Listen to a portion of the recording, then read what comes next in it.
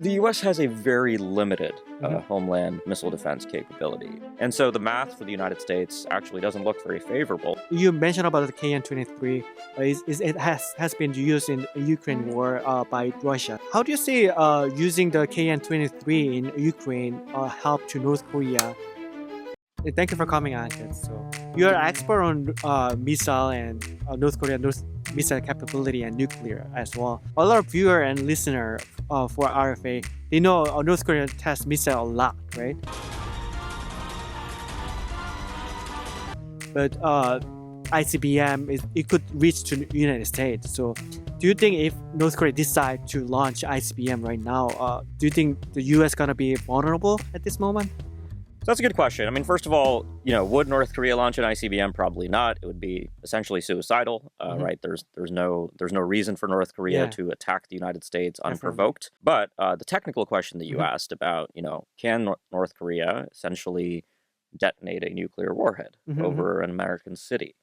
The answer to that question, in my view, is that very probably yes. Every weapon system that exists, American ICBMs, Russian ICBMs, missiles in other countries, any given weapon system has some probability of failure. You just can't eliminate that. The North Koreans, the reliability that they have is probably a lot lower than what the United States has, but it's probably sufficient for the purposes that Kim Jong-un seeks, which is to deter the United States. What about the U.S. defense side? Do you think it's available to shoot it down to North Korean ICBM? So the U.S. has a very limited homeland missile defense capability. We have a total of 44 interceptors that are capable of destroying incoming ICBMs. These interceptors are actually deployed in Alaska. There's 40 of them in Alaska and 4 of them in California. Probably the U.S. would look to use 3 to 4 interceptors against one incoming ICBM re-entry vehicle.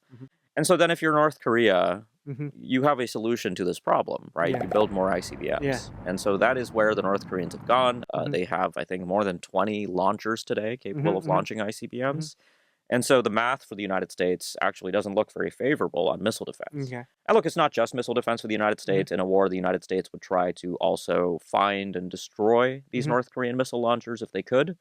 And so you'd have to essentially say, what's the chance that the United States, how many missiles could the United States destroy before they launch? How many missiles could launch successfully? Of those missiles that launch, how many get intercepted? We can have a debate about what level of vulnerability that presents for the United States. I would still argue that that is a chance that would be very difficult for an American president to take, this idea that the North Koreans could launch ICBMs and our interceptors might not actually work. Let's talk about SLBM. North Korea is also developing SLBM right now. They also mentioned that they almost finished the development of the ICBM and they move into SLBM. Why do you think they're developing the SLBM? I think the first reason is the prestige. The second reason, I think, is the inherent interest in having a triad, essentially. Kim could potentially also look at putting nuclear weapons on North Korean aircraft. The final reason, though, I think is interesting, which is that Kim Jong-un has tried to, over his leadership tenure, he tries to give attention to each part of the KPA, the Korean People's Army. So he gives attention to the ground forces, to the naval forces, to the air force. And I think there's probably an incentive within the North Korean system to make sure that the Korean People's Navy has a role to play in the nuclear mission. This has been a common explanation for why other countries have moved their nuclear forces to sea as well. You mentioned about the KN-23.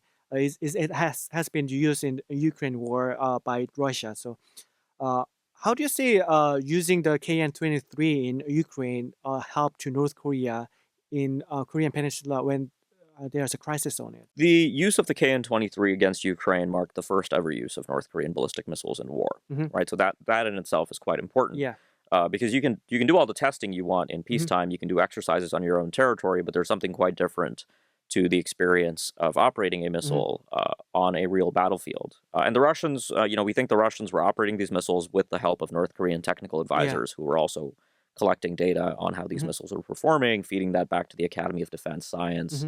If you're trying to leverage those types of tactical nuclear weapons for maximal military utility, let's say you want to hit an airfield in South Korea that has F-35s that you can't deal with once they take off, so you have to destroy them before they take off.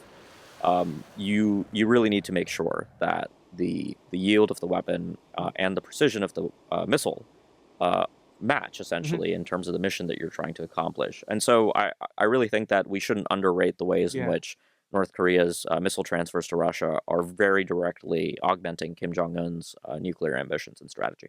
North Korea getting a lot from Russia, even food or other things, but technology for missile technology. So what kind of missile technology do they need from the Russia right at this moment? The area where I think the Russians can really help them, though, is with guidance, with guidance computers, cruise missile maneuvering, cruise missile control, and potentially even countermeasures, other types of ways in which to just improve the reliability of North Korea's manufacturing standards for missile systems. So all of that, I think, will happen, is probably happening in some form.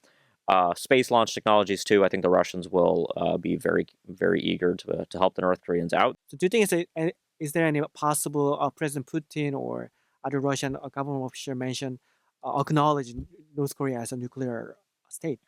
Russian Foreign Minister Sergei Lavrov has pretty explicitly said that Russia no longer views North Korea as a non-proliferation concern.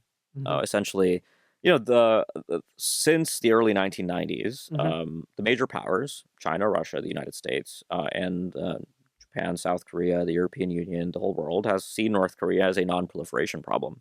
They're the only country to have signed the non-proliferation treaty, left that treaty, and built nuclear weapons. So it matters how you deal with North Korea for that reason. But it also matters in a big way that the North Koreans are really presenting unacceptable nuclear risks, in my opinion, to the United States and its allies. And so that demands a focus on risk reduction.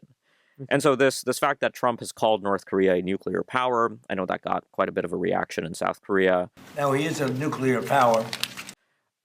I've made the argument that, first of all, it's sort of overrated the issue of what we call North Korea, right? North Korea has very publicly said in the past that they actually don't care about the status question of whether or not they're acknowledged.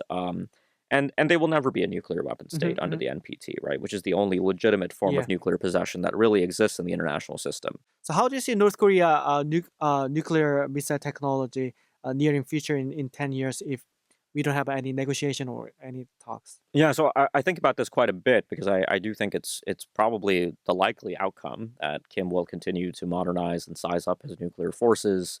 Look, the North Korean objective with its nuclear modernization is to get to a point where what those of us in the nuclear strategy field call the condition of mutual vulnerability manifests between the United States and North Korea. And what does that mean?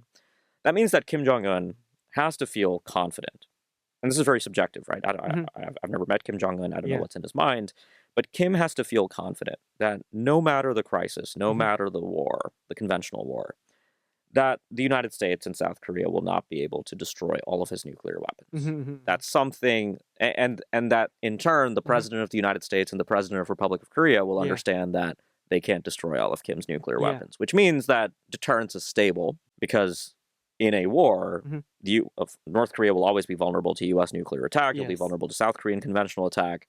But in turn, North Korea will have enough nuclear weapons on submarines, nuclear weapons in lakes, on rail cars, in silos, on road mobile launchers, all over the place, that the Allies will be very cautious in how they prosecute a war. Okay, thank you so much for today's talk. Of course, thanks for having me. This was fun. All right, and that is a cut.